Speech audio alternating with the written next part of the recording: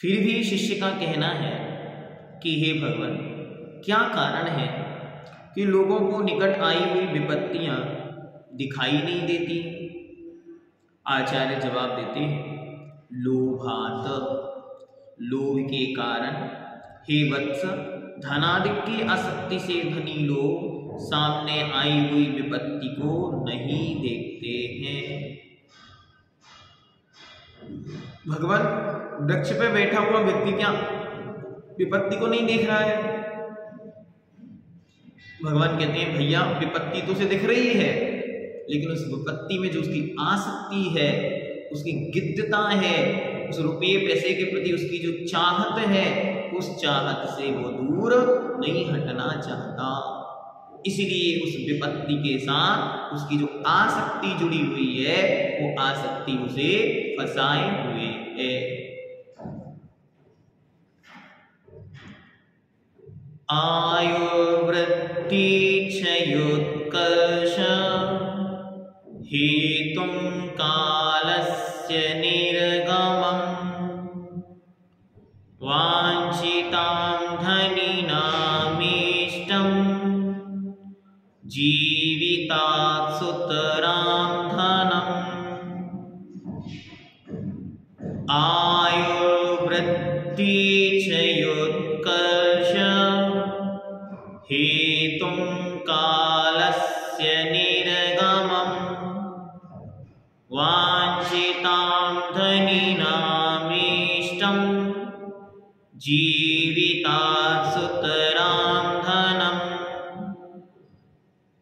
कालस्य, समय का, निर्गमम, व्यतीत होना, समय का व्यतीत होना, आयु वृद्धि, आयु का नहीं, आयु क्षय, आयु का क्षय, और वृद्धि उत्कर्ष, उत्कर्ष मतलब होता है रुपया पैसा, इनकी वृद्धि होना का कारण, हेतु अर्थात कारण है।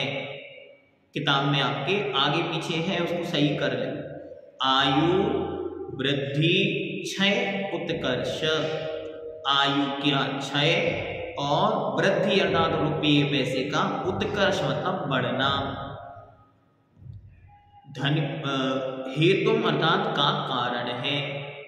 वांछितां धनिनाम, धन चाहने वाले धनवान पुरुषों को, जीविता अपने जीवन से भी, सुतरां अधिक, धनम इष्ट, धन इष्ट होता है। समय का व्यतीत होना और आयु का क्षय होना धन की वृद्धि का कारण होता है। जैसे जैसे समय बढ़ता चला जाता, वैसे वैसे आयु घटती चली जाती है और रुपया पैसा बढ़ता चला जाता है। लेकिन जो धन को चाहता है, वो धन में जो आसक्ति रखता है, उसे जीवन की कोई कीमत समझ नहीं आती। मनुष्य के जीवन का एक एक क्षण अमूल्य है।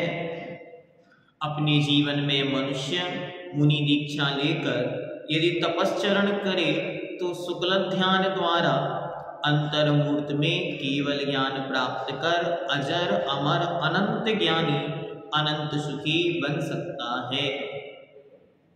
ज्ञान वृद्धि के, चारित्र वृद्धि के, स्वपर उपकार के अनेक महत्वपूर्ण कार्य कर सकता है। अच्छा यश प्राप्त कर सकता है। इस कारण बुद्धिमान, आत्मदर्शी, धर्मात्मा व्यक्ति अपनी आयु के एक एक क्षण का सदुपयोग करता है, परंतु अपनी आत्मा का महत्व ना समझने वाले काल का निर्गमन व्यतीत होना आयु के क्षय का और धन की वृद्धि का कारण मानते हैं।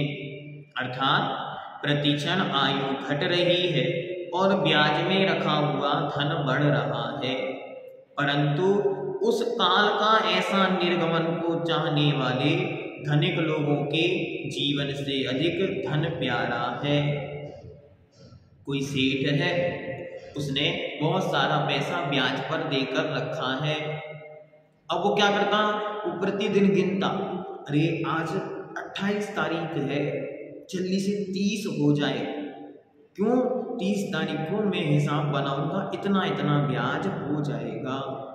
अरे वो ये नहीं सोचता, हो सकता 30 तारीख की रात को ही मेरी आयु पूर्ण हो जाए। जैसे जैसे एक एक दिन बीत रहा है, वैसे वैसे मेरी आयु भी तो बीत रही है, और मेरा जीवन इसी प्रकार समाप्त यदि हो गया तो मेरी क्या गति होगी। काल का व्यतीत होना आयु के क्षय का कारण है, फिर भी यह मोही अपने प्राणों के क्षय का विचार ना करके यह चाहते हैं कि शीघ्र दिन बीते और मुझे धन की प्राप्ति हो।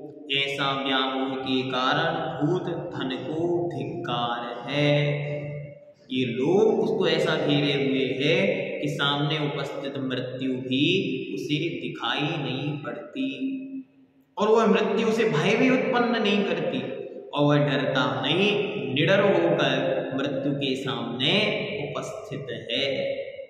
वास्तविकता में वह मृत्यु उसके जीवन का अंत है, लेकिन फिर भी वह उसे नहीं समझ पाता और उस विपत्ति को, आपत्ति को नहीं देख पाता। क्यों? लोभ और गिद्धता इतनी अधिक उसे जकड़ लेती है। इसलिए हमें धन, रुपया, पैसा, रिश्ते, नाते, सबसे आसक्ति को दूर करना चाहिए। इनमें आसक्त होने से बचना चाहिए। ममत्व परिणाम ही बंध का कारण है, और निर्ममत्वपना ही संसार से छूटने का कारण है।